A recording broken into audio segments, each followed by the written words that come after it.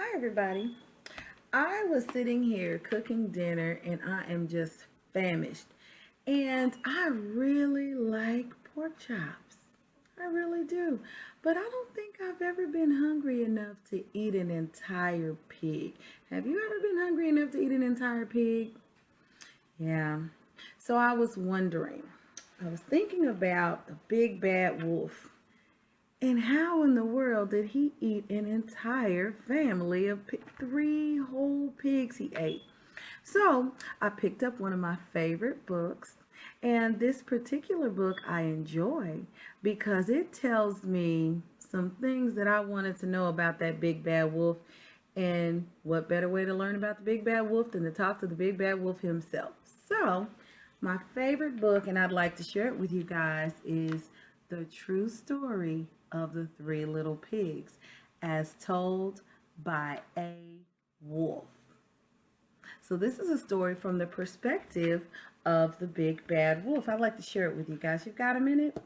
Let's take a look. The true story of the three little pigs.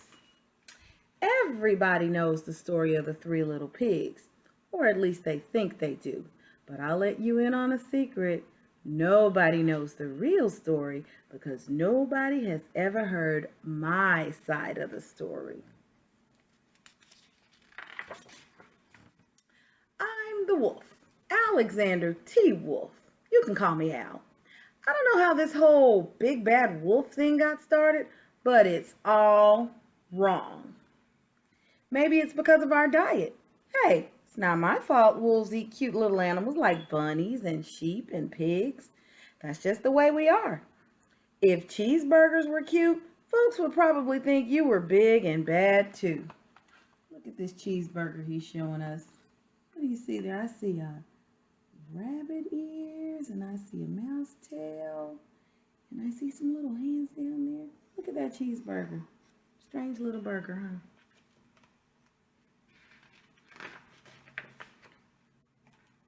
But like I was saying, the whole big bad wolf thing, it's all wrong. The real story is about a sneeze and a cup of sugar. This is the real story. It's got a whole recipe there. Way back in Once Upon a Time, I was making a birthday cake for my dear old granny. I had a terrible sneezing cold. I ran out of sugar. He's making a nice little cake for his granny. Oh, he is making a big mess. Look at the bunny ears right there.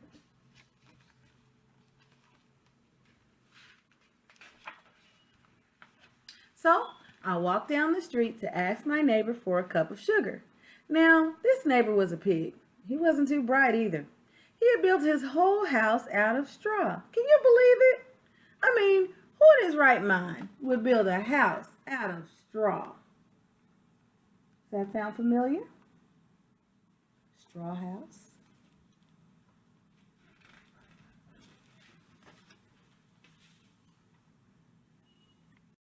So, of course, the minute I knocked on the door, it fell right in.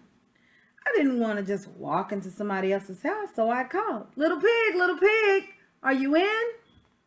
No answer. I was just about to go home without the cup of sugar for my dear old granny's birthday cake. That's when my nose started to itch. I felt the sneeze coming on. Well, I huffed and I snuffed.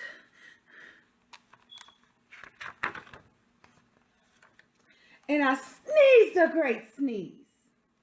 Look at all of that. The whole house came down. Look.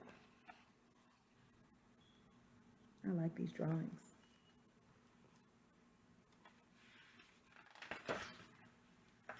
And you know what? That whole darn straw house fell down. And right in the middle of the pile of straw was the first little pig, dead as a doornail. He'd been home the whole time. You see the little pig? It seemed like a shame to leave a perfectly good ham dinner lying there in the straw, so I ate it up. Think of it as a big cheeseburger just lying there.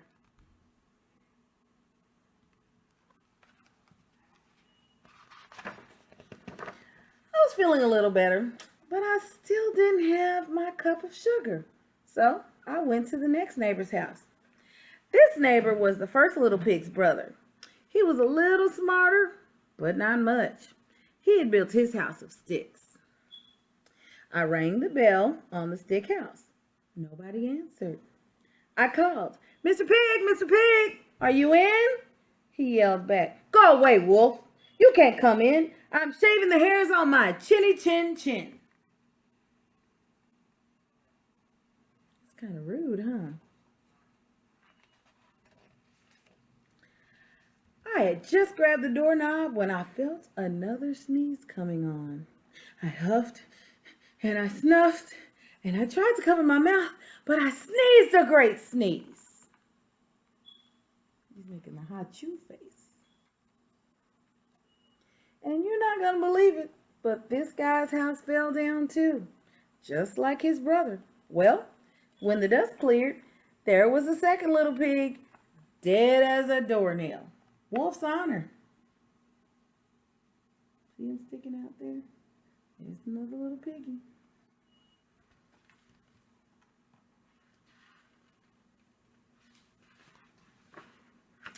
Now, you know food will spoil if you just leave it out there out in the open. So I did the only thing there was to do. I had dinner again. Think of it as a second helping.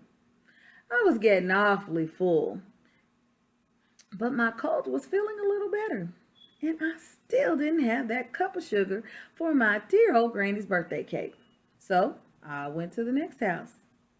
This guy was the first and second little pig's big brother. He must have been the brains of the family. He had built his house of bricks. I knocked on the brick house. No answer. I called, Mr. Pig, Mr. Pig, are you in? And do you know what that rude little porker answered? Get out of here, Wolf. Don't bother me again. That looks like a nice, strong house.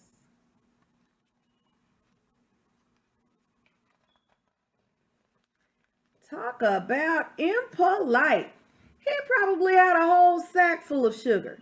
And he wouldn't give me even one little cup for my dear old granny's birthday cake. What a pig. I was just about to go home and maybe make a nice birthday card instead of a cake when I felt my cold coming on. I huffed and I snuffed and I sneezed once again. Then the third little pig yelled, And your old granny can go sit on a pin. Now look at there. Normally when we read this story, we hear one side of it, but there's always more than one side to every story. Who looks like they're the bad guy in this story? The wolf's not sounding like such a bad guy, huh? Now, I'm usually a pretty calm fellow, but when somebody talks about my granny like that, I go a little crazy. When the cops drove up, of course I was trying to break down the pig's door. And the whole time I was huffing and puffing and sneezing and making a real scene.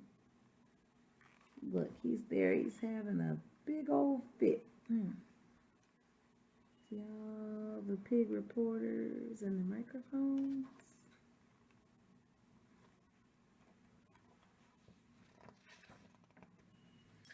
The rest, as they say, is history.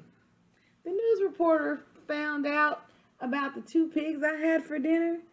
They figured a sick guy going to borrow a cup of sugar didn't sound very exciting.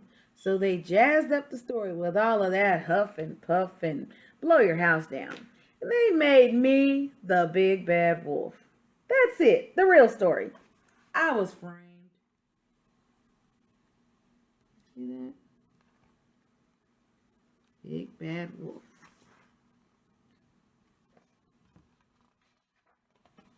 But maybe you could loan me a cup of sugar?